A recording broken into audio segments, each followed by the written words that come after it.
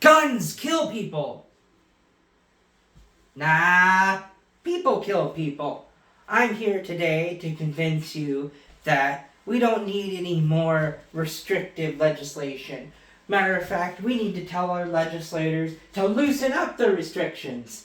I say this for 3 reasons. My first reason is guns don't kill people, people kill people. My second reason is criminals don't care about the laws. And my third reason is less guns does not mean less gun violence. And because this is such a heavy topic today, I'm going to do a call and response. As you can see by what's in front of you there and by what's up there on my slides, whenever I say, why should we carry? I need you to repeat back so we don't have to be buried. So let's give it a try right now, ladies and gentlemen. So, why should we carry? So we don't have to be buried. That's good, ladies and gentlemen. So on to my main point. So I'm going to share a little bit of a story here. So there's this American soldier out on guard duty, and while he's out on guard duty, he has a little grenade launcher sitting next to him and whatnot, you know. And all of a sudden, another soldier decides to pick up the gun and shoot it. Now notice, I said another soldier picked up the gun. A person picked up the gun. Okay? So the gun didn't just magically shoot by itself. There's some information that I found from Mr. Woodford, who's served in the military. He's also backed by the British Navy and has many years of experience in firearms and taking them apart and all of that stuff. And he uses other very reputable sources. So he says the way a firearm works is there's a little spring in there that gets pulled back and locks into place. Then you pull the trigger, the hammer on the back of the gun strikes the point, which then sends the needle, or depending on if you're using rimfire ammunition, a plate forward, also known as the firing pin, and strikes the primer, which is that back little part of the thing. And then I have some personal stories. I've been shooting guns for over 20 years now, and I've enjoyed them. I've let them sit on the table or sit wherever, and they've never gone off by themselves. So, I'm going to move on to my next point, ladies and gentlemen. So, criminals don't care about laws. Think about it. We learn in U.S. history about the bootleggers of the 20s. Why were they called bootleggers?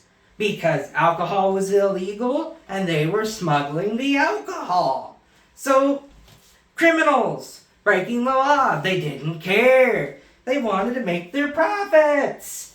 So, we also have a survey done by Alper and Glaze, where they went and asked all the criminals in both federal and state prisons, did you have a firearm when you committed your crime? If so, where did you get it? As you can see by the chart in front of you and then my different visuals that I have, the good majority of them got that illegally. Some of them got it legally, and few people got it in multiple different ways, both legal and illegal. So, moving on to my third point, less guns does not mean less gun crime. So, think about it here. If you were somebody that wanted to shoot or kill somebody, would you go into point A over here with all the armed people carrying guns that as soon as you walk in and say, put your hands up, they go, no, you put your hands up, and pull all their guns on you? Or would you go over here to point B where nobody is carrying guns and try to shoot them? You'd probably go with the less armed people. There's even some proof to back this up. I found a survey on a website called Gun Policy, to where there are 19.98 deaths by gun, any kind of gun death, per 100,000 people in Washington, D.C. According to that same website, Washington, D.C. has some of the most restrictive things in the whole United States. They do not allow personal people to carry firearms at all, period. None. Not even a simple pistol, okay? Now take Texas, for example. There's only 12.63 per 100,000 people dead of gun crime. And they're allowed to carry anything that is not a bazooka or a machine gun made after 1986. The evidence is kind of clear there. Less guns doesn't necessarily mean less gun crime. So, wrapping up here, ladies and gentlemen, we'll do that call and response one more time. Why should we carry? So we don't have to be buried. That's right. Now, you may say, well, what about the fact of all those people that are out there killing people? I go back to my main point. People don't care about laws. If they want to do something, they're going to do it. So if it's hard for me to find a gun, sure, I'm still going to find it though, legally or illegally. Doesn't matter. So in conclusion, I was here today to convince you fine people that we need less restrictive gun policies. And my call to action for you fine folks is that have I made a very good point, you should write your local congressperson and tell them to vote no on more restrictive gun laws and vote yes for less restrictive gun laws. One more time, we're going to do our call and response.